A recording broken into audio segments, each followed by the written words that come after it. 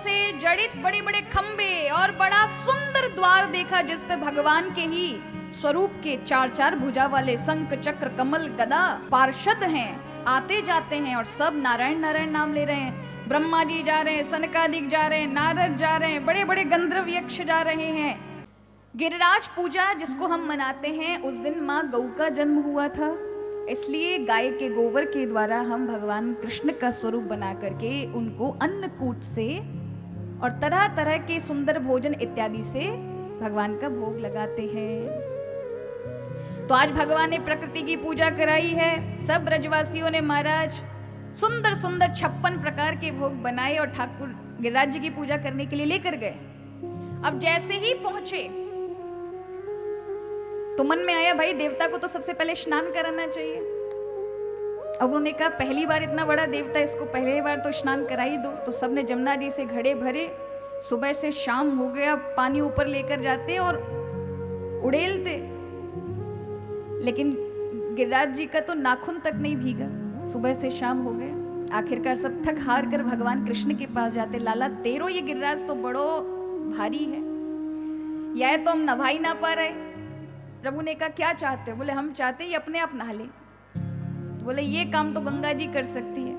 बोले लाला गंगा जी तो बहुत दूर है, कैसे आएगी? बोले हमारो देवता इतनो साचो है, या के सामने तुम बोलोगे गंगा जी प्रकट हो जाएगी। सबने मन ही मन गंगा जी को पुकारा और भगवान के हृदय से मन से मानसी गंगा का प्राकट्य हुआ। गिरिराज जी को स्नान करा करके तलैटी में बहने लगी। इसलिए वो जो मानसी गंगा है भगवान के मन से निकली है। जब परिक्रमा करके आओ, स्नान करो तो मन की तुरंत बात करनी चाहिए। क्यों? भगवान को मन है, वो मन से निकला हुआ द्रव्य है, सारी थकान मिटा देती मानसी गंगा में जैसे स्नान करोगे तो। यहां सबने 56 प्रकार का भोग गिरिराज जी को लगाया। साक्षात भगवान ही प्रकट होके गिरिराज बाबा के रूप में पाने लगे। चारों ओर पूरे ब्रज में महाराज ब्राह्मण क्या, क्षत्रिय क्या, वैश्य क्या, शूद्र क्या, चंडाल क्या, महाराज बड़े बड़े स्वान इत्यादि जीव जंतु, चेटा चेटी, कोई भी नहीं बचा, सबको प्रसाद मिला। चारों वर्ण से लेके, ऋषियों से लेकर के, जीव जंतु से लेकर के, बानरों से लेकर के, छोटे छोटे जीव जंतु, कोई भी नहीं बचा ब्रज में। सबको प्रसाद वितरण किया प्रभु ने। देवता दौड़ पड़े प्रसाद लेने के लिए। अब देवता आए तो नारद जी तो हैं ही, प्रभु का मन से बने हैं। नारद जी का जन्म कहां से हुआ? भगवान के मन से। प्रभु जो चाहते हैं नारद जी अपने आप कर देते हैं। क्यों? प्रभु का मन है वो। तो आज नारद जी आए हैं, सभी ब्रजवासियों से उन्होंने भी प्रसाद ले लिया। अब उनको पता है कि ये इंद्र का यज्ञ बंद करा करके और गिरिराज जी की पूजा चालू कराई है, तो कम से कम इंद्र को खबर तो पड़नी चाहिए। प्रसाद लेके जाते हैं देवराज इंद्र के स्वर्ग लोक में। इंद्र बड़े अहंकार में बैठा है कि अब ब्रजवासी जो मेरे भरोसे जीते हैं, मैं जिनको जीवन दान देता हूं, वो ब्रजवासी मेरा यज्ञ कर रहे होंगे। उसी समय नारद जी को देखकर उठ खड़ा हुआ। नारद जी ने कहा हम प्रसाद लेकर आए। हाँ हाँ प्रभु मुझे दीजिए। दिया प्रसाद। इंद्र ने सभी देवताओं ने पाया। बोले प्रसाद तो बहुत अच्छा है। बोले कैसे नहीं अच्छा होगा? तुम्हारी पूजा को छुड़वा के, यज्ञ को छुड़ा करके, और जो गिरिराज जी की पूजा कराई है उसका प्रसाद है। इतना सुनते याग बबूला हो गया। ये कैसे संभव है? ब्रजवासी मेरा त्याग नहीं कर सकते। उन्हें अपने प्राण प्रिय हैं या नहीं?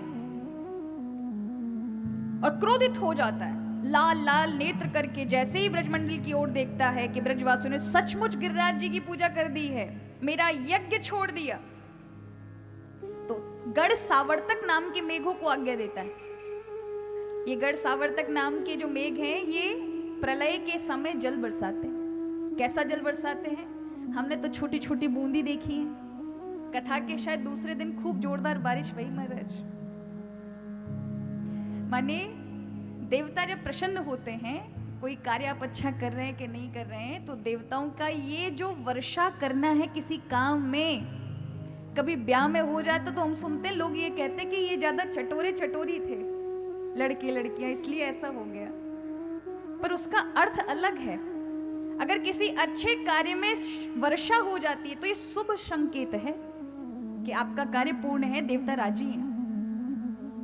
यहां इंद्र ने क्या किया, वर्षा नहीं करी, प्रलय वाले जल भेज दिए।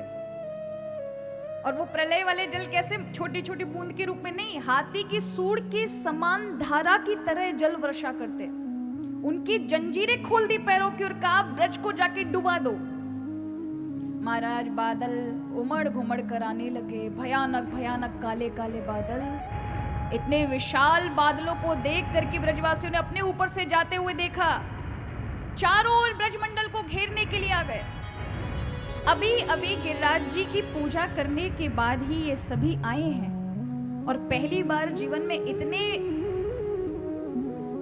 भयानक बादलों को देख करके ब्रजवासी डरे नंद बाबा के पास गए और कहा, बाबा आपने तो कहा था कि इंद्र का यज्ञ बंद करके गिरिराज जी की पूजा करेंगे, अगर हम पे कोई आपत्ति आएगी तो तुम्हारा बालक हमारी रक्षा करेगा। अब हमको लगता है इंद्र हमारे इस कार्य से नाराज हो गया, हमारी रक्षा कौन करेगा। नंद बाबा भी एकदम आश्चर्यचकित, उन्होंने भी अपने जीवन काल में इस प्रकार के मेघ, बिजली का कड़कड़ाना, भयानक प्रकार का जो चारों ओर कोहराम दिखाई दे रहा था, नंद बाबा ने भी नहीं सोचा। लाला को बोला, कन्हैया हमने तेरे कारण कहे पर गिरिराज जी की पूजा कर दी, हमें कौन बचाएगा। ठाकुर जी ने कहा, जाकी तुमने पूजा करी है वही सबको बचाएगा, चलो गिरिराज जी के पास। सब दौड़े। अब जैसे ही सब दौड़े अपने गैया बछड़ाओं को, बच्चों को लेकर के, पीछे से घनघोर वर्षा जल प्रपात करते हुए बादल पीछे से आ रहे हैं डुबाने के लिए। भगवान ने इत्युक्तवे केन हस्तेन कृतवा गोवर्धनाचलम दधार लीलया कृष्णस्य छत्रा कमिव बालकः। भगवान ने कैसे ले लिया, जैसे एक छोटा सा बच्चा, वो छोटे छोटे छत्ते लगे होते हैं ना पौधों की तरह, उसको उखाड़ लेता है, उसी तरह से भगवान ने 7 वर्ष की आयु में अंदर तक महाराज पकड़े हुए पृथ्वी, जिसके हर एक छोटे छोटे चट्टानों को अंदर तक पकड़ी हुई है, जकड़ी हुई है, उसको उखाड़ करके और अपनी कनिष्ठ का उंगली पर रख लिया और कहा, आ जाओ ब्रजवासियों नीचे। ब्रजवासी अंदर गुफा के, क्योंकि अंदर से उखाड़ा तो एक साथ बहुत अंदर गड्ढा हो गया था, ब्रजवासियों को अंदर घुसा लिया ठाकुर जी ने। और यहां सुदर्शन चक्र ऊपर लगा दिया, शेषनाग का बांध बना दिया, पानी अंदर ना घुसे। अब ब्रजवासी बालक महाराज सब कहने लगे, लाला मत चिंता करें, हम संभाल लेंगे। सबने अपने अपने डंडा लगा लिए। अब ब्रजवासियों के अंदर आने पर बादल जितने थे सब वहीं आकर ऊपर गिरिराज जी पर लग गए, घनघोर वर्षा करने लगे, विशाल बिजलियां कड़कने लगी, एक दूसरे से बादल टकराते हैं, बहुत तीव्रता से वर्षा होने लगी। भगवान ने देखा, मुरली वादन किया, क्योंकि ब्रजवासी डर रहे थे। प्रभु की मुरली की आवाज को सुन करके सब ब्रजवासी खो गए महाराज। सब ने अपने अपने कपड़ा बिछाए, बैठ गए, कोई खाना खा रहा है, कोई बच्चाएं सुला रहा है, माताएं बहनें बातचीत कर रही हैं, मतलब भूल गए कि उनके ऊपर इतनी बड़ी आपत्ति आई है, घर बार बह गए होंगे। और यहाँ सब अपने बालकों के साथ भूल गए भगवान कृष्ण के आते कि जीवन में कोई समस्या भी है। अब क्या होता है, कभी कभी जीवन में भगवत कृपा से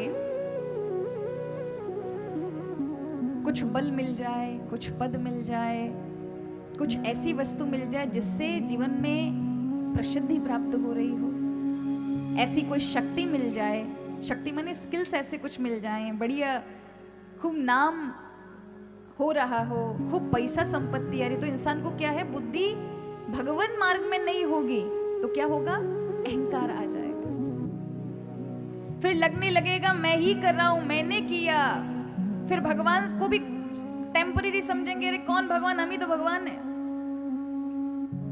इस प्रकार का वातावरण बनाएंगे, ये मन ही बना देता है। तो ग्वाल वालों ने अपने अपने डंडे लगाकर सोचा है कि गिरिराज जी तो हम ही उठा रहे हैं और ये नंद को छोरा अपनो नाम करो जा रहा है, इतनी सी अंगुरियां लगा करके खड़ो भयो है, या ये हटा ले, हम देख लेंगे ना भैया, झेल तो हम ही रहे हैं। अब क्या होता है, कभी कोई भारी पत्थर या कोई चीज उठानी हो ना 10-15 लोगों को, तो तो उन 10-15 में कोई एक आध ऐसा व्यक्ति होता है जो थोड़ा भी हाथ नहीं लगाता, पर दम ऐसे दिखाएगा जैसे पता नहीं या नहीं सारा उठा रखा है। ऐसे कामचोर भी उनमें छुपे होते हैं। अब ग्वाल बाल भगवान को वो कामचोर की तरह समझ रहे थे कि लगता है हम इतने बड़े बड़े सुबह ते लेके संजय हैवे को आ गई, हम तो डंडा लगा लगा के परेशान, ये नेक्सी से अंगुरिया पे लगा के बीच में और खड़ो है। सब यागू ही देख रहे हैं तो सब कहने लगे लाला उंगलियां हटा ले, हम देख लेंगे। प्रभु ने कहा तुम पे ना टिकेगो। तो सब कहने लगे क्यों रे लाला, क्यों ना टिकेगो, तेने ऐसो का कर दियो, हम इतने सारे लगे हुए हैं, तू नीचे उंगलियां कर ले। ठाकुर जी ने कहा अगर मैंने उंगली हटाई तो मनसुखा तो पे गिर जाएगा, तेरा चूरा ना बचेगा। तो यहां देख करके मनसुखा कहता है क्यों रे लाला एक बात बता, तू नेक्सी से अंगुरिया पे लियो भयो, हम इतने 50 लोग हैं, हम नहीं टिका पाएंगे, अब बातन ने मत करे, तू उंगली नीचे कर। ठाकुर जी ने कहा कि मैं भगवान हूँ। सब एक दूसरे का मुंह देखकर हंसने लगे। क्यों भाई तेने का कर दिया भगवान जैसे, तू बोल रहा है कि मैं भगवान हूँ। प्रभु ने कहा जब छोटे थे 6 दिन के पूतना को मारा था। सब हंसवे लगे, वह मरी मराई पे 50 डंडा हम मार के आए, वह जला के हम आए, हमने तो कभी ना कही तू नेक्सो सो डरो, तो को तो होश ही ना हो कि कहां पड़ो है, तो को हम लेके आए, हमने तो कभी ना कही कि हम भगवान। प्रभु ने कहा ये मानने वाले हैं नहीं, चलो इनको दिखा देते हैं। होता है ना जब हमको अत्यधिक अहंकार होता है तो हमारी गाड़ी को एक झटका किसी न किसी परिस्थिति का लगता है कि हमें अकल आ जाती है, हम नहीं चला रहे, अपितु अन्य कोई शक्ति है जो इस पूरे प्रपंच को चला रही है, और अहंकार हमें हो रहा है। और आज प्रभु ने कहा ठीक है भाई ब्रजवासियों लगाओ अपने डंडा, मैं अब अपनी उंगलियां नीचे करवे वालों हूं। सब रे महाराज ब्रजवासी ने अपनी अपनी लठियां लगा ली महाराज, और कस के छोड़ दे लाला, हम देख लेंगे। अब गिरिराज को हमारा डंडों पे टिकने वाला है। जैसे ही ठाकुर जी ने उंगली नीचे की, ब्रजवासियों ने अपने अपने डंडा लगाए, और जैसे ही ठाकुर जी ने उंगली जैसे ही हटाई, गिरिराज जी नीचे की ओर आने लगे, बीच में से सारी लठियां चटाचट बज गईं। अब ब्रजवासी बालक कहवे अरे भैया पकड़ियो संभारियो भैया, अरे आ रहा है हम मर जाएंगे। ठाकुर जी ने तुरंत उंगली लगाई।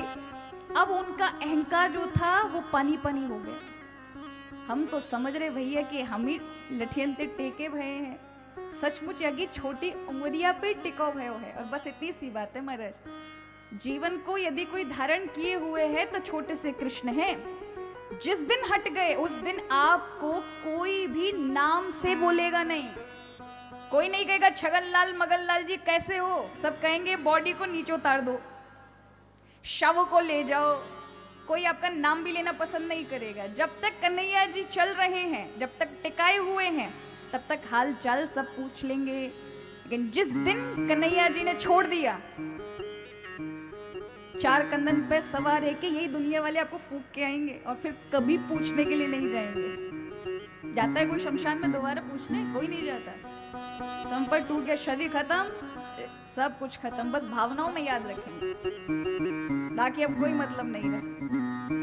ये शरीर का है। आज सबको भान हुआ, सबने कहा, सब डरे, लाला तू कौन है, साची साची बता। अब प्रभु ने कहा भगवान तो मानेंगे नहीं। तो प्रभु ने कहा कछु माखन को बल बड़ो, कछु गोपन करी सहाय, श्री राधे की कृपा सु मैंने गिरवर लियो उठाए। भाई कछु तो माखन को बल बढ़ो, गोपी महाराज इतनी फूल करके सिहाने लगी, देखो हमारे आज मेहनत को फल आयो, हमने अपनी बाजू दुखाई तो या कि देखो आज माखन असर करो, इतनी ताकत मिल गई या कोई यानी गिरिराज जी उठाई लियो। कछु माखन को बल बड़ो, कछु गोपन करी सहाय। कुछ बाल बालो तुमने अपनी मेरी सहायता की। सब बाल बाल कहने लगे हमने तो हमारी सहायता देख ली, कितनी कर रहे हैं तेरी। बोले नहीं भैया, मेरे या देवता ने, गिरिराज जी ने मुझे पहले से कही थी कि जब तुम्हारे ग्वाल बाल प्रेम से तुम्हें अपलक बिना पलक झपकाए भाव से देखेंगे तो उनका बल उनकी आंखों से निकलकर मेरी आंखों में आ जाएगा। तो तुम सबका बल इतने प्रेम से देख रहे हो तो तुम्हारी आंखों से निकलकर मेरी आंखों में आ गया। ब्रजवासी बालक कहने लगे, तभी आजकल हमें लग रहा हूँ कमजोर कैसे लग रहे हैं। नहीं, हम तो उठा लेते सब, तेने हमारो बल लेनी नो। तो तेरे देवता ते कह दियो भैया जे काम है जाए तो हमारो बल लौटा दियो, तभी हमारे डंडा सब काम ना कर रहे। इस तरह से ठाकुर जी ने 7 दिन तक 24 घंटे गिरिराज जी को उठा कर रखा। सारे जल वर्षा करके हार गए और अंत में भगवान ने गिरिराज जी को एक तरफ रखा। वर्षा बंद हो चुकी थी, ब्रज में धूल उड़ रही थी, इतना भारी जो जल प्रपात हुआ था 7 वर्ष तक, सारा जल कहाँ गया। भगवान ने अगस्त ऋषि को बुलाया था, अगस्त ऋषि ओक लगाकर बैठ गए, सारा जल पी गए। ब्रज में धूल उड़ रही थी। आखिरकार इंद्र को अपनी गलती का पछतावा होता है। इंद्र आता है, प्रभु के समक्ष प्रार्थना करता है।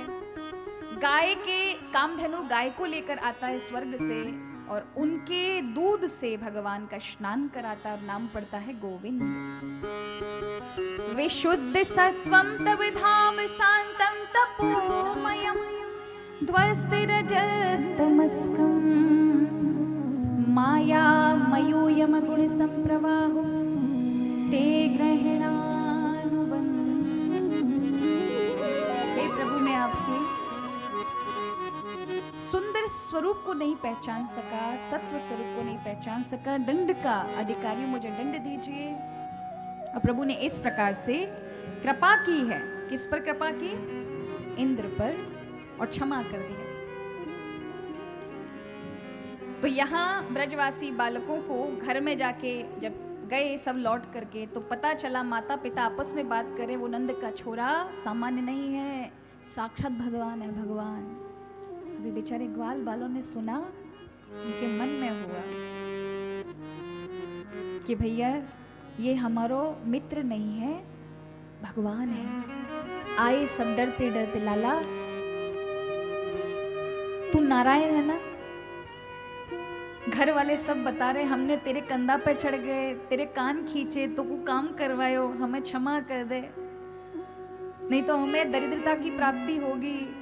हम कहीं तू हमको वैकुंठ में लेवेगो कि नहीं लेवेगो, हमें क्षमा कर दे। ऐसा कहा, प्रभु को बड़ा बुरा लगा। प्रभु ने कहा, ये जो सखा मेरे जो मुझसे इतने प्रेम करते थे, आज इनके भाव बदल गए। तो प्रभु ने कहा ये अच्छा नहीं लग रहा। प्रभु खुद रोने लगे और कहा, भैया का बताऊं, सब ब्रजवासी मुझको अलग समझ रहे। मैंने कहा गिरिराज जी उठा लियो। भैया मैंने तुमको बताया हो ना कि मेरे देवता ने मुझको बल दियो था, तुम्हारे कारण बल दियो। अब सब मोकू अलग थलग समझ रहे हैं, मोकू अपनो मान ना रहे। या कहता ही लाला भाई मन सुखा मधु मंगल, मोकू अच्छो ना लगो। सबरे कहवे लगे, लाला हम तो पहले ही कह रहे, तू हमारा सखा ही, गांव वाले मान ना रहे, ये ब्रजवासी मान नहीं रहे। अच्छा लाला तू अगर भगवान है या नहीं ये बता दे। भगवान ने कहा अगर मान लो अगर हूं भी तो। बोले लाला बन, अगर तू भगवान है तो बनो रहे, हमारा का है, बस हमें एक बार तू अपना वैकुंठ दिखा दे। क्या दिखा दे? वैकुंठ। कैसा है तेरा वैकुंठ? तो यहाँ भगवान क्या करते हैं, कहते हैं यहाँ इस ब्रह्म नद में, ब्रह्म सरोवर में कूद जाओ। सारे ब्रजवासी एक दूसरे को देखकर कहने लगे, लाला हमने जीते जी वैकुंठ देखने के लिए कहा है, तू हमको सीधे कूदा के और या शरीर समाप्त करवे के बाद वैकुंठ ले जावे की बात कर रहे है। हमें जीते जी देखना है। ठाकुर जी कहते हैं जीते जी देखना है, तुम कूदो तो सही। सारे के सारे महाराज ग्वाल बाल गए, एक थे, एक के बाद दूसरो, दूसरों के बाद तीसरो, सब हमें सरोवर में धड़ाम जाके गिर पड़े। और जैसे ही कूदे सारे के सारे वैकुंठ में पहुंच गए। बहुत सुंदर वैभव देखा, बड़े बड़े सुंदर रत्नों से जड़ित बड़े बड़े खंबे और बड़ा सुंदर द्वार देखा, जिस पे भगवान के ही स्वरूप के 4-4 भुजा वाले शंख चक्र कमल गदा पार्षद हैं, आते जाते हैं और सब नारायण नारायण नाम ले रहे हैं। ब्रह्मा जी जा रहे हैं, सनकादिक जा रहे हैं, नारद जा रहे हैं, बड़े बड़े गंधर्व यक्ष जा रहे हैं और सब लाइन लगा करके भगवान की स्तुति कर रहे हैं। ब्रजवासी ग्वाल वाल कहने लगे, लाला ने हमते कही हमारे साथ चलेगा, हमें तो दिख ही ना रो कहाँ है। तभी देखा दूर शेषनाग की सैया पर लक्ष्मी पैर दबारी और ठाकुर जी विश्राम में हैं। शक्ल तो महाराज बदली नहीं है, वही जो ठाकुर जी की वही भगवान विष्णु की दिखाई पड़ी। सब दौड़े, अरे कन्हैया कन्हैया यहाँ कैसे। तब तक महाराज भगवान के पार्षदों ने कहा, बिल्कुल शांत, लाइन में लगो। अब उनको बड़ा बुरा लगा, कहा तुम कन्हैया के इतने करीब थे और अब तो हमें इतना दूर खड़ा कर दिया। हे भगवान, हमें ना चाहिए ऐसो बैकुंठ, हम तो ब्रज में ही बढ़िया हैं। और रोने लगे। उनको वो व्यवहार अच्छा नहीं लगा, क्योंकि उनको अपने कृष्ण बहुत दूर नजर आ रहे हैं, जो ब्रह्मा जी के लिए अप्राप्त है। देवताओं भी उनको छू नहीं सकते, स्पर्श नहीं कर सकते, दूर से प्रार्थना कर सकते हैं। भगवान गरुड़ उनको पंखा झल रहे हैं, शाम वेद के श्लोक गा रहे हैं। शेषनाग की सैया पर शेषनाग भगवान की स्तुति कर रहे हैं। लक्ष्मी पैर दबा रही है और भगवान विष्णु लेटे हैं। ब्रह्मादि इत्यादि सब स्तुतियां कर रहे हैं। ये सब वैभव देखा, ब्रजवासी कहने लगे, ये वालों कन्हैया हमें नहीं चाहिए, हमें तो हमारो वाले ही चाहिए, चाहते हमें, ये तो बहुत दूर है गए। सब रोने लगे। तो सबने क्या देखा कि वो ब्रह्म सरोवर में ही सब रो रहे हैं। निकल कर आए तो देखा कदम के नीचे भगवान अभी वहीं पर ही बैठे जहां पर उनको बोला था। सब आए। प्रभु ने बांसुरी को बजाते बजाते आए हुए ग्वाल बालों को देखा तो आंखें खोल करके बांसुरी रखी और कहा, देखा है बैकुंठ कैसा लगा। सब ग्वाल बाल कहने लगे, लाला साची बात कहें या झूठी। प्रभु ने कहा, सच ही कहना है, बताओ कैसो लगो मेरो बैकुंठ। बोले, लाला तेरे बैकुंठ में जावे को अब हमारो कोई मन ना है। क्यों? पहले हमारे बाप दादा ने तो कछु बताया, ऐसो बैकुंठ वैसो बैकुंठ, पर अब जो देख के आए ना, बातें तो बढ़िया है कि हम यहाँ पर ब्रज में जन्म ले लेंगे। पहलवान मारे गए, कंस ने आज्ञा दी, सब के सब टूट पड़ो। सब ने अपनी अपनी सरसों के तेल की मारा बोतलें उठाई, दौड़े, पर कहाँ, कंस की ओर नहीं, गांव से बाहर, कि अगर ये ज्यादा क्या करेगा, अपने राजधानी से निकाल देगा। पर अगर कृष्ण से लड़ने गए तो जैसे उनकी हालत बुरी हुई है, हम तो कहीं से कहीं नहीं लगेंगे। सब भाग गए, कंस अकेला रह गया। प्रभु ने बलराम जी से कहा, भैया तब तक दाऊ दादा तुम इन राक्षसन को संभालो, मैं थोड़े मामा जी की खोज खबर लेके आऊं। और ठाकुर जी गए हैं। 28 सीढ़ी के ऊपर कंस बैठा था सिंहासन पर। प्रभु जाते और कहते, मामा जी प्रणाम। ढाल के साथ साथ अपनी मयान से तलवार निकाल लेता है मारने के लिए। प्रभु ने पैर खींचा और पैर खींचते ही धड़ाम से जाकर के 28 सीढ़ियों से लुढ़कता हुआ पृथ्वी पर आ गया। प्रभु छाती पे चढ़ गए और एक मुष्टिका का प्रहार दिया। मेरी माँ को, मेरे पिता को कष्ट दिया, जीवन भर तूने कारागार में रखा। उसको रक्त की यानी खून की उल्टियां होने लगी। आज प्रभु ने दूसरी मुष्टिका दी कि पूरी प्रजाजनों को तूने परेशान किया, प्रताड़ित किया, उनकी स्वतंत्रता छीन ली। और तीसरी मुट्ठिका जैसे ही मारी महाराज, प्राण पखेरु उड़ गए। बोले कंस ने कंदन भगवान की। चारों ओर आनंद ही आनंद हो गया।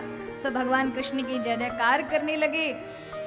यहाँ भगवान सांदीपन ऋषि के आश्रम पढ़ने जाते हैं। अल्पकाल में सारी शिक्षा प्राप्त की है। जरासंध ने कम से कम 17 बार आक्रमण किया। भगवान को 18वीं बार में द्वारिकापुरी को बसाना पड़ा और समुद्र के बीचों बीच द्वारिकापुरी का निर्माण करके प्रभु ने वहां पर सारे मथुरा वासियों को पहुंचाया। क्योंकि जरासंध इस बार, क्योंकि 17 बार हार गया था, 18वीं बार बहुत योजना के साथ आया। अपने आगे सारे ब्राह्मणों से कहा, जितना यज्ञ, जितना सत्कर्म कर्म अनुष्ठान करना है, पैसा जितना चाहिए सब लो, इस बार विजय प्राप्त करके आऊं। जो हार के आ गया तुम सबको फांसी दे दूंगा, गर्दन काट दूंगा, और अगर जीत कर आया तुम सबका आजीवन भक्त बन जाऊंगा। अब ब्राह्मणों के प्राण संकट में आ गए, भगवान के पास आए। प्रभु ने कहा, ना जीतेगा ना हारेगा, आप अपना कार्य करिए। ये संतोष पाकर के ब्राह्मण आए, सबने अपने अपने कार्य करना आरंभ कर दिया। जरासंध आता है आक्रमण करने के लिए। अब देखो प्रभु की राजनीति, प्रभु धर्म की स्थापना करने के लिए आए हैं और अधर्मियों को मारने के लिए। अब प्रभु खोजने कहाँ कहाँ जाते? प्रभु 17 बार तक पूरी सेना का नाश कर देते थे और केवल जरासंध को छोड़ देते थे कि फिर से इकट्ठा करके लेके आएगा सारे असुरों को और हम यहाँ घर बैठ के मारेंगे। पर मथुरा वासियों ने परेशान कर दिया भगवान को। कंस को मरे हुए मात्र 14 वर्षीय हुए थे और 17 बार वो आक्रमण कर चुका था। महाभारत की सेना से भी ज्यादा सेना लेकर आता था। तो जरा विचार करो, हर 6 महीने में मथुरा वासियों को तैयार रहना पड़ता होगा। उस समय उनकी क्या स्थिति मानसिक रहती होगी। इसलिए जब उन्होंने कहा कि एक कंस से तो हम परेशान थे, लेकिन आए दिन हम परेशान और अपनी मृत्यु को हथेली पे लेके चलते हैं, आपके आने से तो हमको और कष्ट हो गया। तब भगवान ने द्वारिकापुरी का निर्माण कराया और सभी मथुरा वासियों को सुरक्षित किया। जरासंध आता है 18वीं बार, भगवान भागते हैं। बलराम जी कहते हैं आज याकू छोड़ूंगा नहीं। हल लेके दौड़ते हैं, भगवान चरण पकड़ लेते हैं, भैया याकू तो मैं भी मार सकूं, 17 बार तो मैंने याकू परास्त किया है, पर इस समय ब्राह्मणों के प्राण संकट में हैं, इसलिए अपने को पीछे लौटना पड़ेगा। बलराम जी कहते हैं कि अगर हम भागेंगे तो माथे पर कलंक लग जाएगा। प्रभु ने कहा माथे पे पैदा होने पे तो मेरे माथे पे कलंक लगा ही है, जेल में पैदा हुआ। चोरी का कलंक हमारे ब्रजवासियों ने लगा दिया, तो रण छोड़ और सही लग जाने दो, क्या है। अब देखो महाराज, बल था, लेकिन कभी कभी बल होने के बाद भी उपकार के लिए अगर पीछे लौटना पड़े, उसे वास्तव में बलभद्र कहा जाता है। यानी उसी का बल कल्याणकारी है जिसके अंदर ये बुद्धि भी है कि कहाँ बल का प्रयोग करना चाहिए और कहाँ बल होते हुए भी जो अपने बल को रोक ले। हनुमान जी में कितना बल है? उनकी एक उंगली में महाराज पूरा ब्रह्मांड आ जाए इतना उठा लें, ऐसी उनकी अकेली उंगली है। ऐसे हनुमंत लाल जब रावण मां पर चीख रहा था, चिल्ला रहा था, वो ऊपर बैठे थे। उनको कितना क्रोध आया, वाल्मीकि रामायण में बताया, इतना क्रोध आया कि अभी मार दें, लेकिन वो अपने बल को रोक करके रखे रहे, क्योंकि अभी मैया को मेरा परिचय नहीं पता, मैंने इसको समाप्त कर दिया, वो मुझे राक्षस समझ लेगी। मन ही मन प्रभु से कहने लगे कि बाद में इसको देखूंगा, कि कहीं ना कहीं प्रभु मेरी इस समय रक्षा करिए।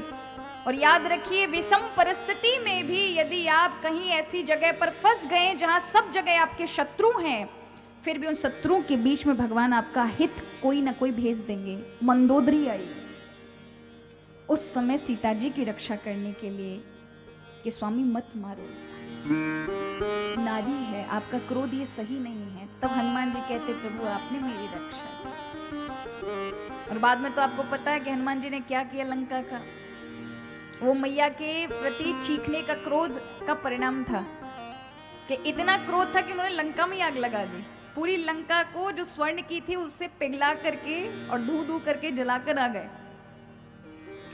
तो यहाँ ठाकुर जी ने द्वारिका में प्रवेश किया है, क्योंकि जरासंध से ना प्रभु हार कर आए, ना जीत कर आए, ना ही जरासंध प्रभु को हरा पाया, ना जीत ही पाया। खुश हो गया कि मेरे सामने रण को छोड़कर भाग गया, उसको बहुत सम्मान इस चीज से प्राप्त हुआ, ब्राह्मणों का आजीवन भक्त बन गया। प्रभु लौट कर आए, प्रभु का नाम पड़ा द्वारिकाधीश। द्वारिका वासियों ने प्रभु की बड़ी स्वागत सम्मान किया है। बोलिए द्वारिकाधीश भगवान की, आज के आनंद की।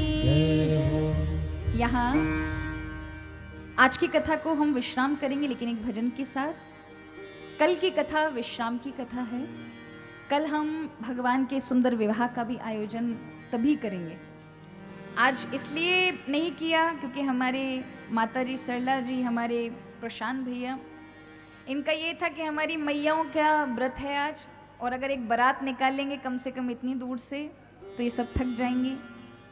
तो हमको बहुत अच्छा लगा। वैसे आज तक हमने कभी भी ऐसा नहीं किया है कि हमारी कथा में आज के दिन विवाह होता है और हमने अगले दिन का रखा, पर आप सबके, क्योंकि आप इतनी श्रद्धा भाव के साथ श्रवण करते हैं। एक और बात जो मैंने आप में देखी, क्या आप बीच में उठते नहीं हो? कभी पानी के लिए भाग रहे हो, कभी किसी के लिए भाग रहे हो। जैसे हम बैठे रहते हैं वैसे ही आप लोग भी बड़े ध्यान से कथा को सुनते हैं, बैठते हैं और रुचि के साथ सुनते हैं। और सबसे विशेष बात हमने ये देखी कि हमारी कथा की आरती के बाद और पूरी पुष्पांजलि कराने के बाद जाते हो, ये प्राय बहुत कम देखने को मिलता है। ये वही श्रोता कर पाता है जो कथा के महत्व को और संतों के सत्संग को के महत्व को समझता है, क्योंकि तभी फल मिलेगा। आरती के समय आओ और आरती के बाद जाने पर कथा अपना कल्प वृक्ष वाला फल प्रदान करती है।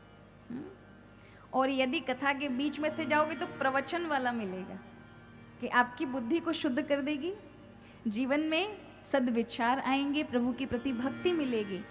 लेकिन भक्ति के साथ साथ ये शरीर भी जुड़ा है, इसलिए हमारे ऋषियों ने कहा है कि इसकी भी आवश्यकता की चीजें शरीर को चाहिए, उसमें कहीं दरिद्रता ना आए। इसलिए भगवान की ये कथा दो प्रकार का काम करती है।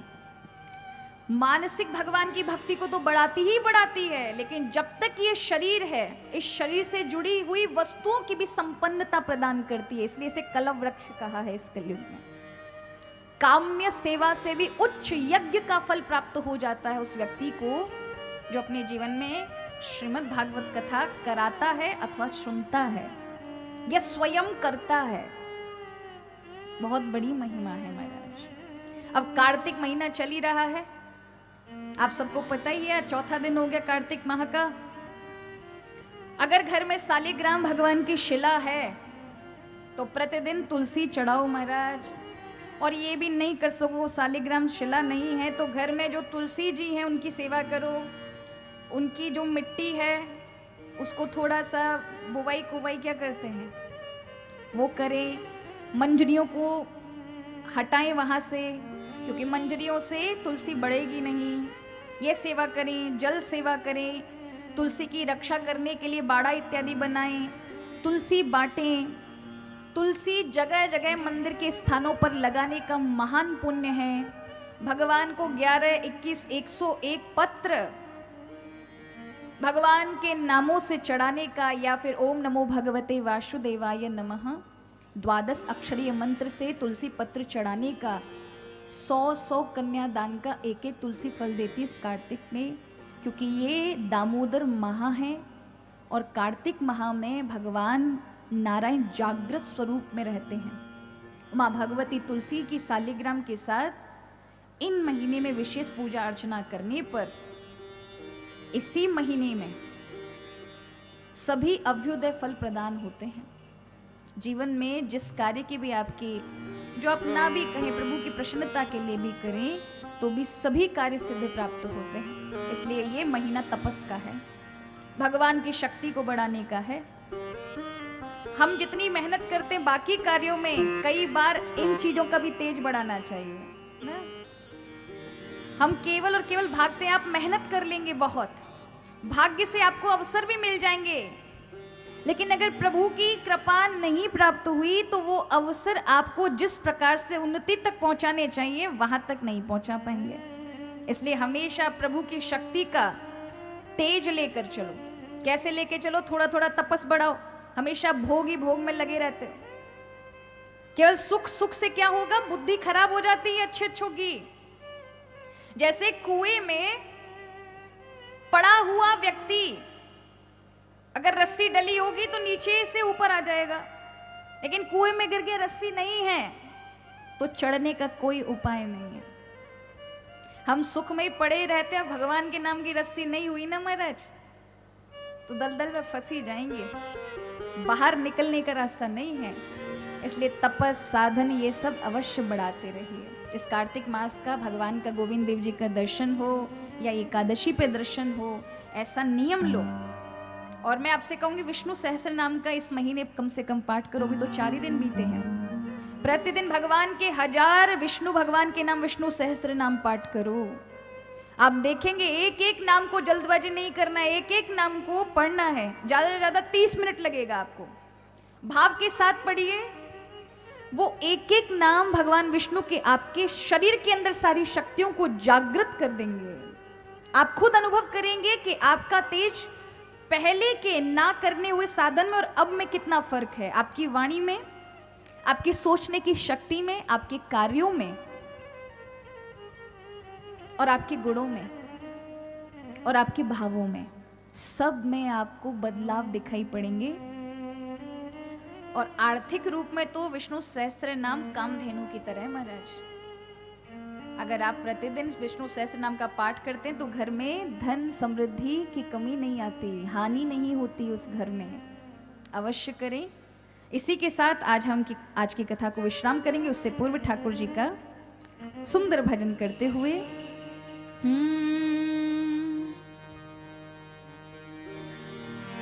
हे म्हारा घटमा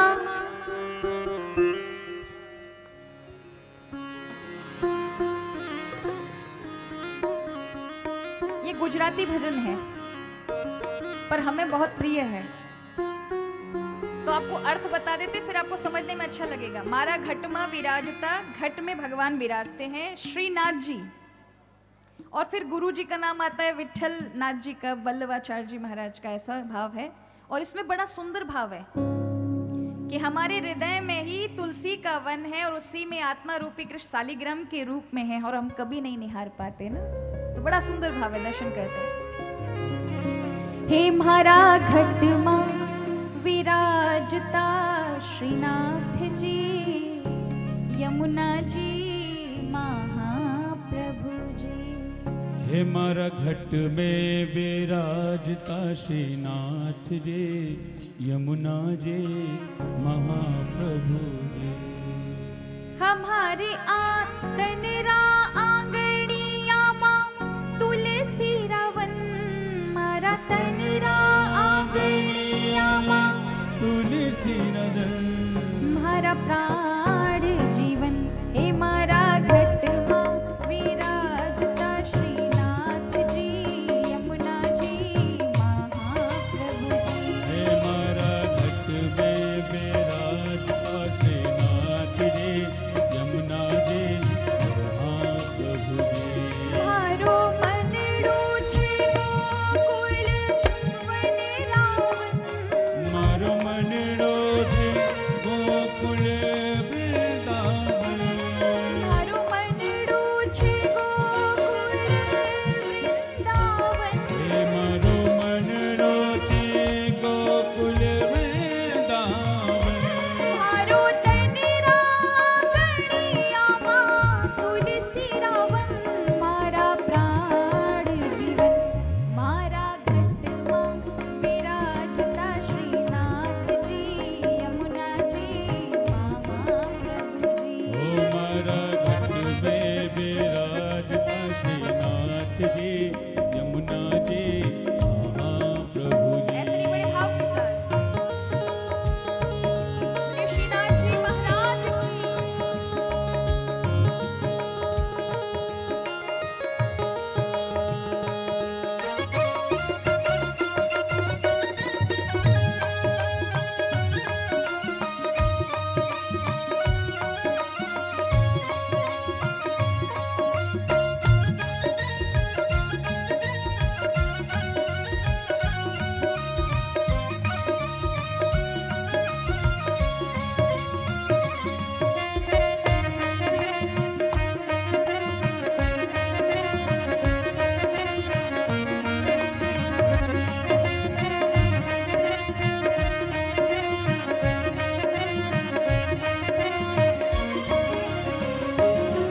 ये आत्मा रूपी आंगन में बाल कृष्ण भगवान विराजते हैं, ऐसा सुंदर भाव इस पंक्ति का है।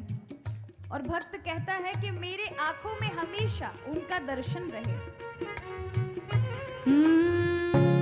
हरा आत्म रे आंगणे श्री बाल कृष्ण जी।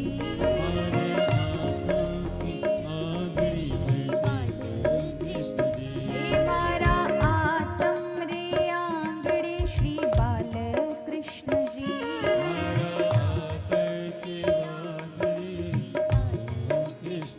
हे मारी आंखों विषय गिरधारी रे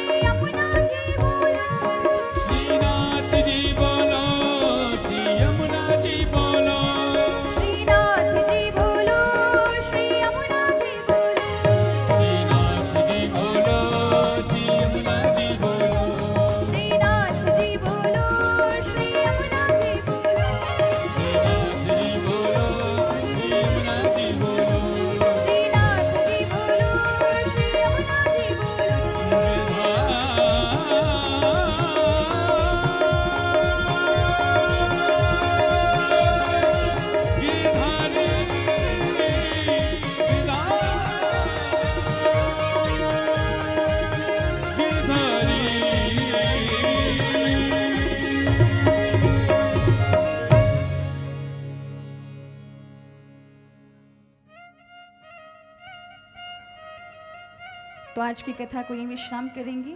कुछ विशेष सूचना है भैया हमारे बीच देंगे, उसके उपरांत हम सभी मंगल आरती में प्रवेश करेंगे। जय श्री राम। एक बार जोरदार तालियों से पूज्य देवी जी के श्री चरणों में। भगवान की रसमयी कथा लगभग 1:30 बजे से प्रारंभ हो गई थी और मैंने कथा के प्रारंभ में दिन कहा था कि भगवान की कथा प्रिय लगने लग जाए। कथा मिलना अलग बात है, कथा प्रिय लगना अलग बात है। तो बड़े उत्साह से आप सब कथा सुन रहे हैं, श्रवण कर रहे हैं। शास्त्रों में तो लिखा है कि भगवान बैकुंठ में, साकेत में, गोलोक में जीव के कल्याण का निश्चय करते हैं। भगवान संकल्प लेते हैं कि इस जीव का कल्याण करना है। तो भगवान धरती पर कुछ नहीं करते, भगवान मात्र अपने नाम से और अपनी कथा से जोड़ देते हैं। तो एक बार हमारे समस्त यजमान परिवार के लिए जोरदार तालियां।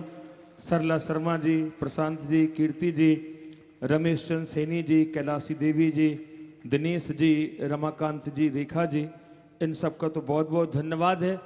लेकिन आज 2 नाम की मैं घोषणा और करूंगा। आज थोड़ी सूचना मैं दे दूं क्योंकि कल हम लोग विवाह का उत्सव बड़ी धूमधाम से मनाएंगे। आज चूंकि आप सबका निर्जला व्रत भी था, लेकिन तो भी व्रत में आप लोगों ने कथा सुनी तो इसका फल कई गुना बढ़ गया।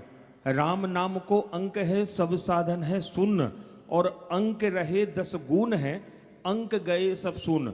भगवान का नाम और भगवान की कथा 1 नंबर पे है। और बाकी जितने व्रत हैं, अनुष्ठान है, वो 0 बढ़ाते जाइए तो 10, 100, 1000, लाख और करोड़ की गुना में हो जाएगा। और हम सब कुछ करें और भगवान की कथा और भगवान के नाम को न लें तो कितना भी शून्य लगाएं, उस शून्य का कोई भी अस्तित्व नहीं रहता। तो इन माताओं के लिए एक बार जोरदार तालियां। आज करवा चौथ के व्रत पे आपने भगवान की कथा को प्राथमिकता दी, इससे और आज का ये व्रत आपका मंगलमय हो गया। तो हम लोग इस सूचना के क्रम में आगे बढ़े। हर कोई भी कार्य का एक नींव का पत्थर होता है और एक ऊपर गुम्मज का होता है। दोनों की महिमा है।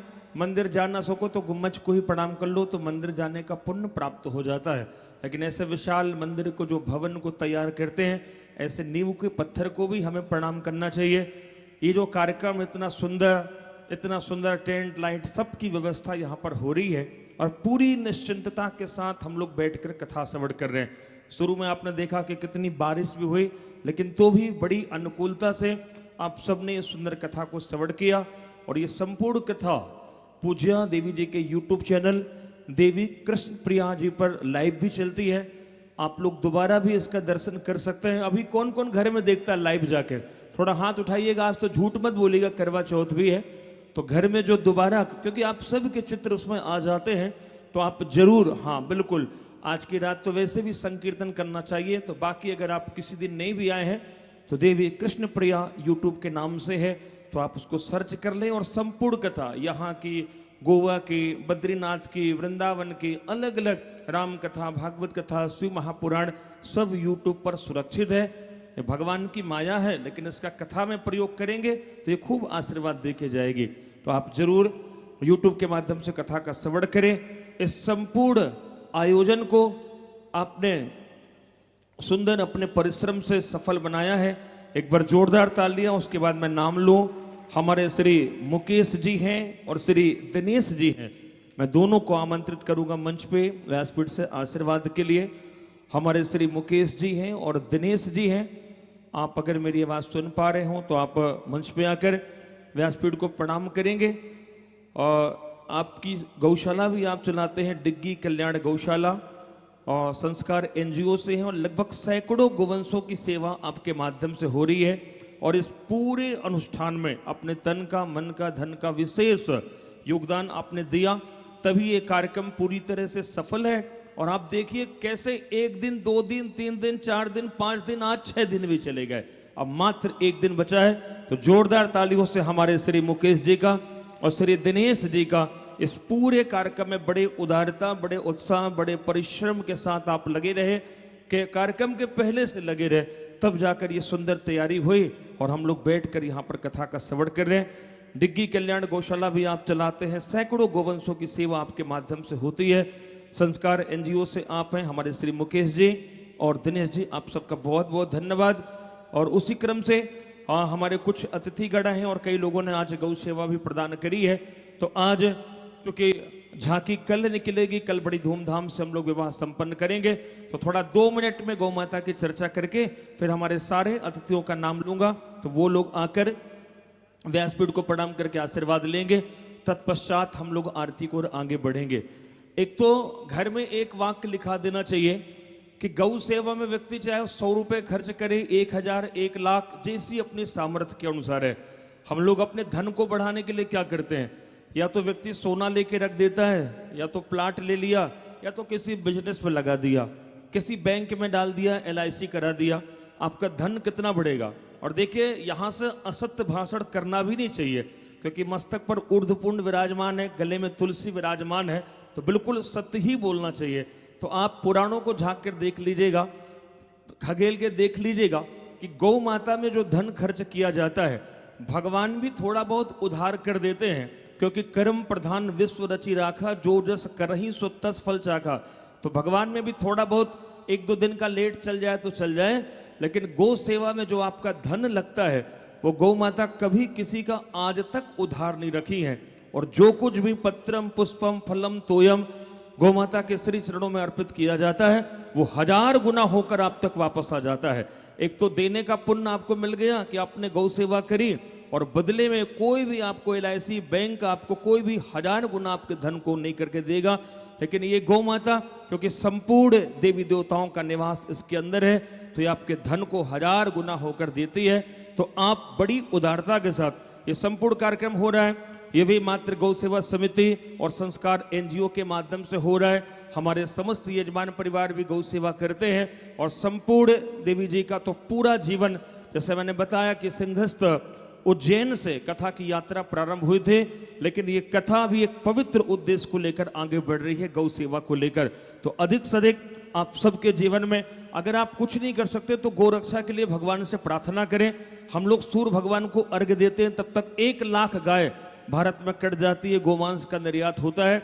आप कुछ ना कर सके तो कम से कम चमड़े का परित्याग कर दें, गौ रक्षा के लिए भगवान से प्रार्थना करते हैं, ये भी आपकी गौ सेवा हो जाती है। और फिर भगवान ने जैसी सामर्थ्य दी है, तो आप हरे चारे के लिए, भूसे के लिए, गोचर भूमि के लिए, गौ माता की सवामनी के लिए आप दिल खोल कर अपना सहयोग समर्पित कर सकते हैं। तो गौ सेवा के लिए जो हमारे भक्त इस समय कथा को लाइव देख रहे हैं, कार्यालय के नंबर चल रहे हैं, संपूर्ण जानकारी प्राप्त करके आप गौ सेवा से जुड़ें। स्थानीय भक्त भी आश्रम कार्यालय लगा हुआ है, इससे जुड़कर भी आप गौ सेवा कर सकते हैं।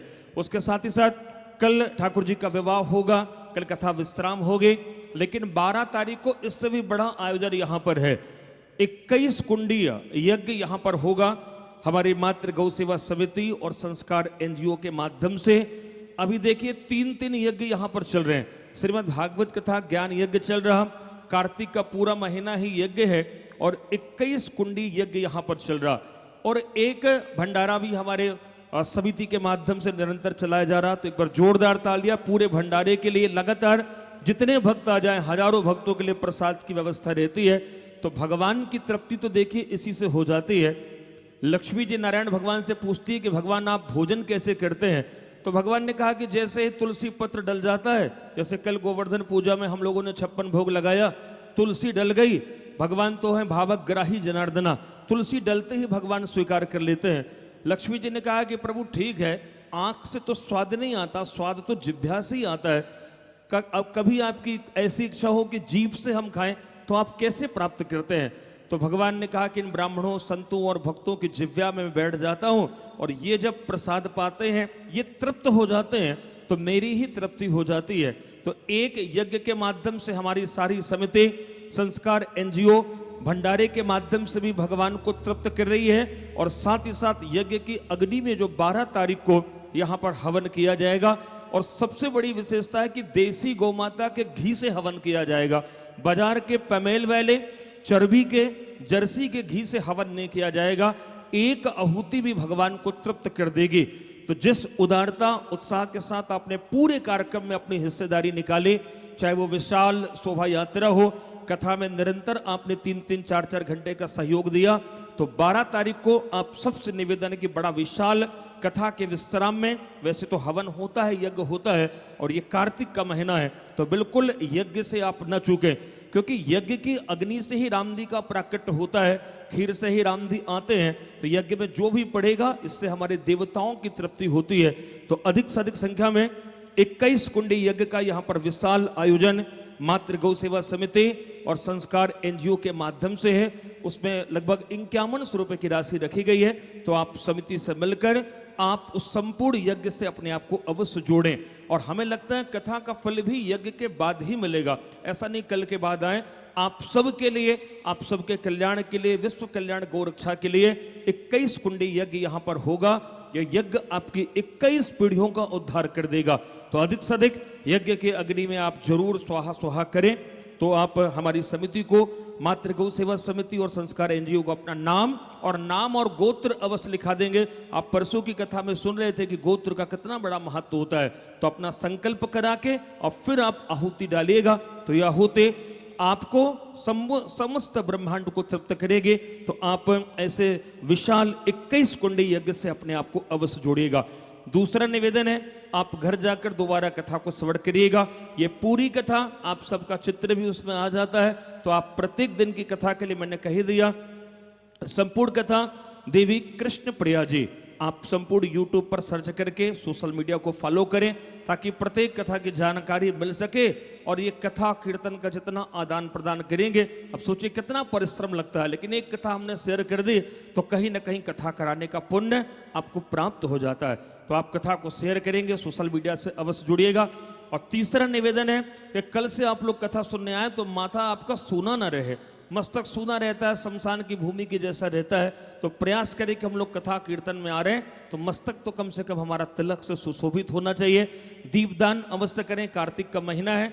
अब आइए आज के मैं अतिथियों के नाम ले लूं जो आकर व्यासपीठ को प्रणाम करके सुंदर आशीर्वाद प्राप्त करेंगे। और कल बड़ी धूमधाम से श्री रुक्मणी वल्लभ लाल जी की बारात निकाली जाएगी। सुंदर जयमाला, पांव पखरी होगा, बड़ा सुंदर कल होगा। कल ही सुदामा चरित्र है, परीक्षित मोक्ष है, सुदामा जी का चरित्र है। और भागवत जी के अंतिम श्लोक के साथ आपको इस संपूर्ण कार्तिक मास में कथा श्रवण का सुंदर फल आपको प्राप्त हो जाएगा। तो कल अधिक से अधिक संख्या में पधारेंगे। हमारे यहाँ तो ऐसी मान्यता है कि अगर 1 दिन, 2 दिन, 3 दिन, 4 दिन, 5 दिन की, 6 दिन के भी कथा किसी कारणवश न सुने और 7वें दिन की कथा सुन ले तो 7 दिन की कथा का लाभ मिल जाता है। तो कल अधिक से अधिक संख्या में पधार कर संपूर्ण कथा का रसपान करेंगे। हमारे बीच में कुछ अतिथिगण आए हैं, मैं उनके नामों की घोषणा कर दूं। वो यथाशीघ्र आकर व्यासपीठ को प्रणाम करके आशीर्वाद प्राप्त करेंगे। हमारे श्री मोतीलाल जी कुमावत हैं, आप आकर आशीर्वाद प्राप्त करेंगे। श्री मोतीलाल जी कुमावत जी। और उसी क्रम से एसिता इंटरप्राइजेस से हैं, हाँ आप भी आकर व्यासपीठ को प्रणाम करके आशीर्वाद लें। हमारे श्री संतोष कुमार सैनी जी, श्री मुकेश सैनी जी, कांता सैनी जी, इस्ता इंटरप्राइजेस से संतोष कुमार सैनी जी, मुकेश सैनी जी, श्री वेद प्रकाश गुप्ता जी, श्री नारेंद्र पुरोहित जी, श्री पंकज दीक्षित जी, श्री कैलाश शर्मा जी, श्री मनोज शर्मा जी देवी नगर से, और पुष्पा शर्मा जी, और चंदन शर्मा जी, चंचल शर्मा जी, और मीनू शर्मा जी, मोनिका शर्मा जी, और निकिता शर्मा जी, और ज्ञानू शर्मा जी। आज के हमारे जो भी अतिथिगण हैं, प्रशांत भैया से निवेदन है आप सबको मंच पे लाकर व्यासपीठ को प्रणाम करके आशीर्वाद दिलवाएं। संतोष जी, मुकेश जी, वेद प्रकाश जी, नरेंद्र पुरोहित जी, पंकज दीक्षित जी, कैलाश शर्मा जी, मनोज शर्मा जी, पुष्पा शर्मा जी, चंदन शर्मा जी, चंचल शर्मा जी, मीनू शर्मा जी, मोनिका शर्मा जी, निकिता जी, और सानू शर्मा जी। उसी क्रम से श्री पप्पूलाल सैनी जी, संजय सैनी जी, और अमित शर्मा जी मुरलीपुरा से आप हैं, आप भी आकर आशीर्वाद प्राप्त करेंगे। और हमारे श्री राजेश जी हैं भरतपुर से, और कृष्णा जी हैं भरतपुर से। हमारे भरतपुर के भक्त भी पधारे हैं कथा श्रवण के लिए, तो आप भी आकर, हमारे श्री राजेश जी हैं भरतपुर से और कृष्णा जी हैं भरतपुर से, वो भी आकर आशीर्वाद प्राप्त करेंगे। और कई भक्तों ने आज अपनी गुप्त सेवा भी प्रदान करी है गौ माता की सेवा के लिए, तो उनका भी बहुत बहुत धन्यवाद है। हमारे सत्य प्रकाश शर्मा जी, श्री धीरज सोनी जी, आप कृपा करके आएंगे, आप भी आशीर्वाद प्राप्त करेंगे। और कल सुबह 9 बजे से बारात का कार्यक्रम है, तो उसके लिए भी आप सादर आमंत्रित हैं। आज जिन भक्तों ने गौ सेवा करी है वो भी आकर आशीर्वाद ले लें। हमारे शिव जी हैं, श्री गोविंद जी हैं, आप सब यहीं जयपुर मानसरोवर से हैं। श्री हेमराज जी हैं, श्री राकेश शर्मा जी हैं, विमल शर्मा जी हैं, घीसा सिंह जी हैं। आज आप सब ने गौ माता की सेवा के लिए अपना यह विशेष योगदान समर्पित किया है। श्री गोविंद जी, हेमराज जी, राकेश शर्मा जी, विमल शर्मा जी और घीसा लाल सिंह जी हैं, और शिव जी हैं, छात्र सिंह जी हैं, राजेश गुप्ता जी हैं, और कई भक्तों ने अपनी गुप्त रूप से सेवा भी समर्पित करी है, उनका भी बहुत बहुत धन्यवाद है। तो आप सभी हमारे भक्त आकर व्यासपीठ को प्रणाम करेंगे। तो ये संपूर्ण आयोजन चैन बिहारी आश्रय फाउंडेशन के तत्वाधान में चैन बिहारी गौशाला को समर्पित ये विशाल अनुष्ठान अपनी दिव्यता भव्यता के साथ आज 10 तारीख है, कल कथा का विश्राम है, परसों 12 तारीख को विशाल यहाँ पर 21 कुंडीय हवन का कार्यक्रम है।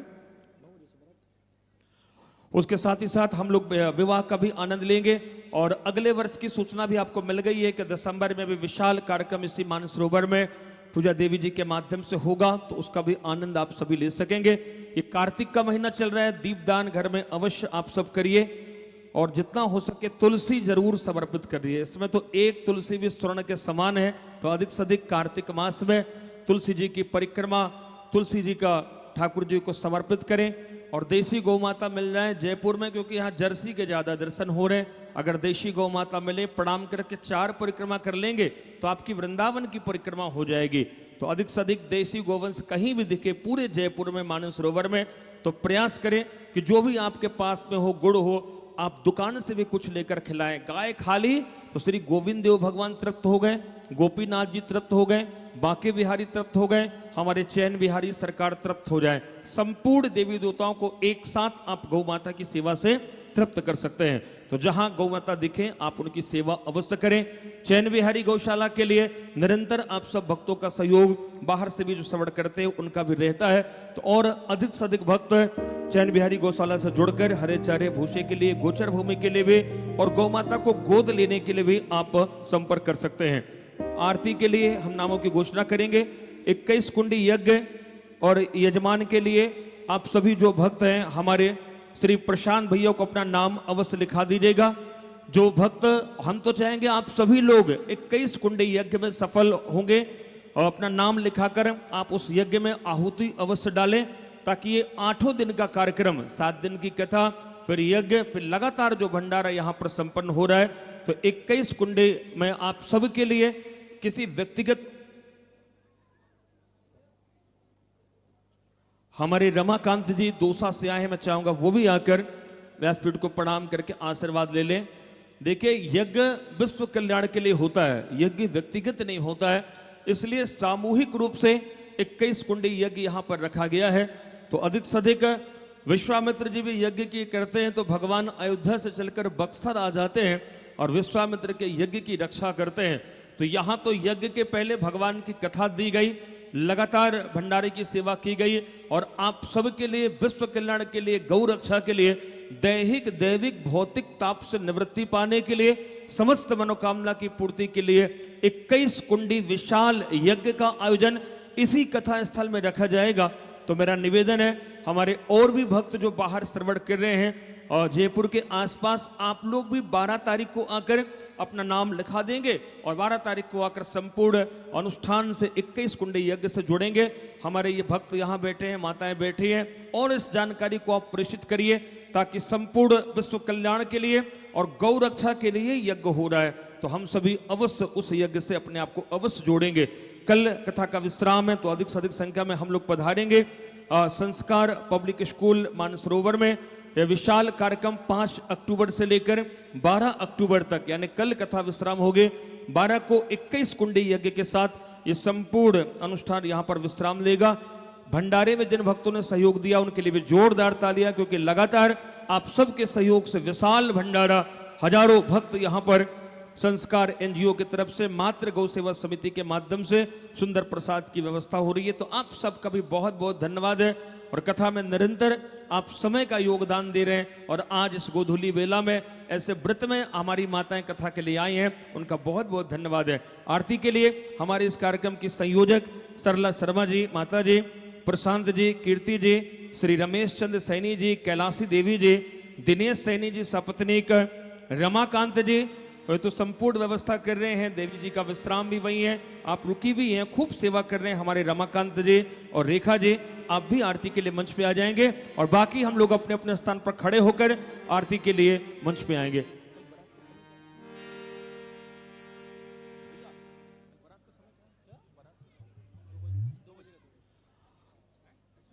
कल 2 बजे से बारात का समय है, तो आप यहां पर आ जाएंगे, फिर हम लोग बारात निकालेंगे बड़ी धूमधाम से। कल का विशाल उत्सव होगा, सुंदर झांकियों का दर्शन करेंगे और कल ही भगवान के एक विवाह के साथ साथ 16,107 होकर 108 और संपूर्ण कथा का विश्राम होगा। तो अधिक से अधिक संख्या में पधारेंगे। आइए वैदिक मंत्रों के साथ विश्राम बेला की आरती में हम लोग सम्मिलित हैं।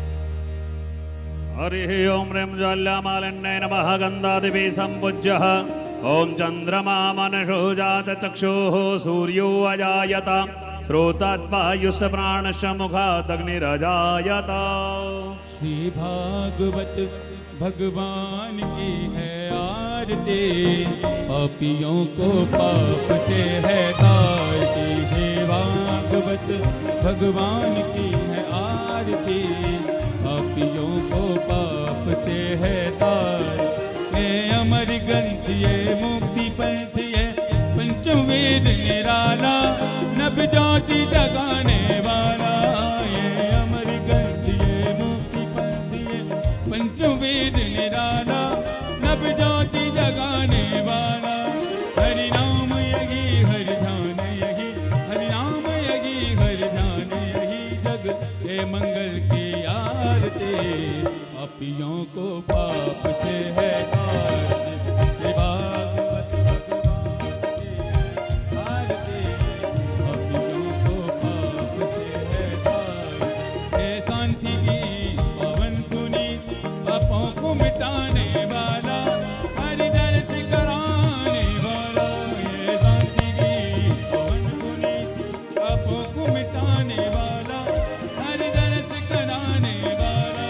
हे सुख करनी ये दुख हरनी, ये सुख करनी ये दुख हरनी, से मधुसूदन की आरती, पापियों को पाप से है तारती। हे भागवत भगवान की है आरती, पापियों को पाप से है तारती। हे मधुर बोल जगवंत खोल, सतमार्ग बताने वाला, बिगड़ी को बनाने वाला। हे मधुर बोल जगवंत खोल, सतमार्ग बताने वाला, बिगड़ी को बनाने वाला। श्री राम यही घनश्याम यही, भज राम यही घनश्याम यही, प्रभु के महिमा की आरती, पापियों को पाप से है तारती।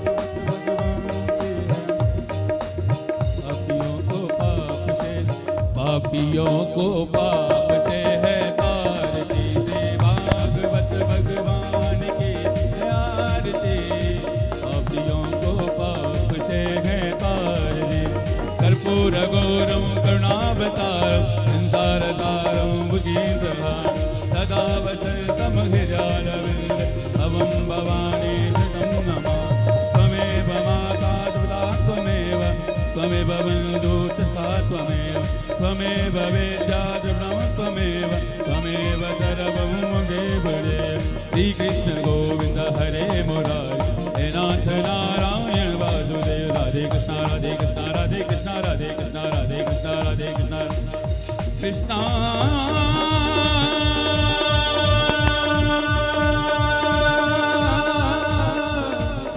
हरे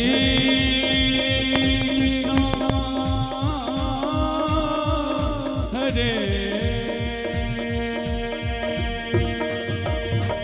हरे हरे। आराध्यकं समर्पयामि।